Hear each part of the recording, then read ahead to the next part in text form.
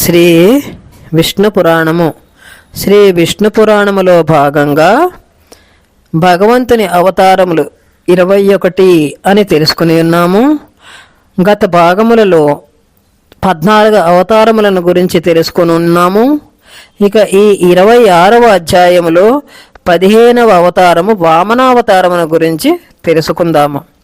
దేవతలు అసురులను మోసగించి అమృతము కాజేసిరని దేవతలపై యుద్ధమునకు దిగిన బలిచక్రవర్తి దేవేంద్రునిచే ఓడింపబడి వారి నెట్లైన నాశనము చేయాలని శుక్రాచార్యుని ఆధ్వర్యంలో బలిచక్రవర్తి దేవతలపై దండెత్తి నాగలోకమును ఆక్రమించగా దేవతలు మరలా అనేక కష్టములు పడుచూ ఉండగా అప్పుడు శ్రీహరి కశ్యపునికి పుత్రుడై జన్మించెను.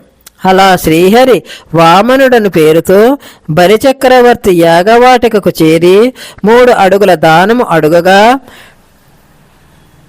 రాక్షసుల గురువైన శుక్రాచార్యులు ఎంత చెప్పినా వినకుండా బలి 3 అడుగుల దానమును శ్రీహరికి ఇచ్చుటకు సమ్మతించెను.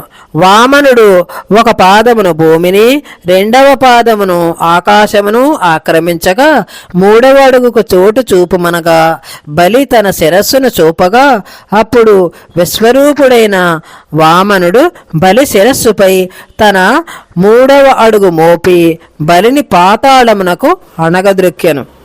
తదుపరి అవతారము 16వ అవతారము పరశురామావతారము. పరశు చేత బట్టుటచే పరశురాముడు అని పేరు పొందెను. జమదగ్ని రేణుకుల పుత్రుడుగా శ్రీహరి పరశురాముడై అవతరించెను. ఒకసారి కార్తవీర్యార్జునుడు విశ్రాంతికై సపరివారముగా జమదగ్ని ఆశ్రమమునకు వచ్చెను. జమదగ్ని మహర్షి వారందరికీ ఆతిథ్యం ఇచ్చెను.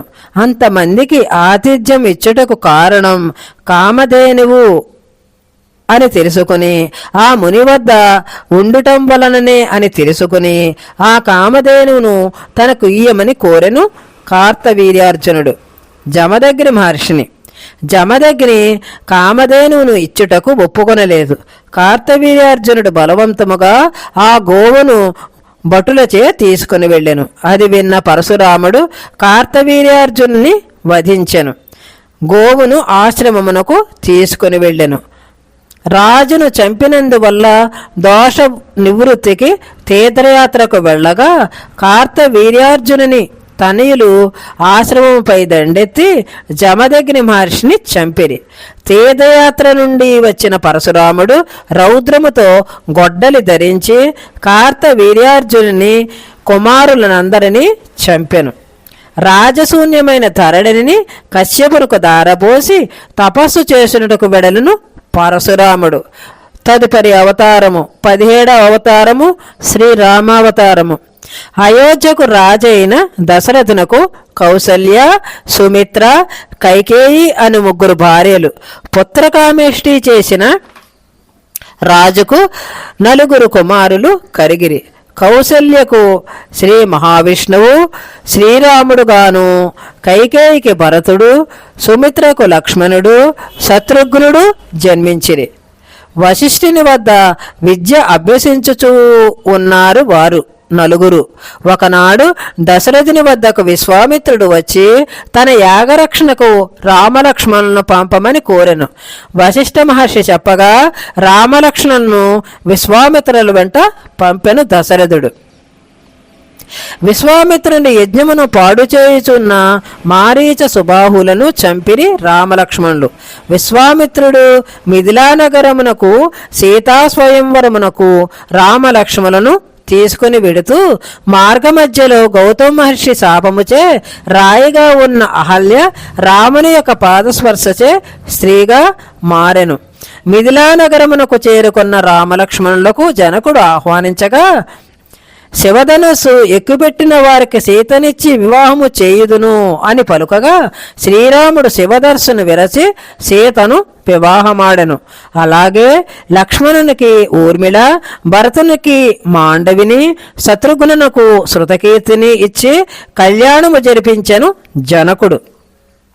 శ్రీరామునకు పట్టాభిషేక్తుని చేయుటకు దశరథుడు ప్రయత్నము చేయుచూ ఉండగా అది విన్న కైక ఇది వరకు తనకు భర్త ఇచ్చిన వరం గుర్తు చేస్తూ భరతునికి పట్టాభిషేకము శ్రీరామ వనవాసము వరములను అడిగెను.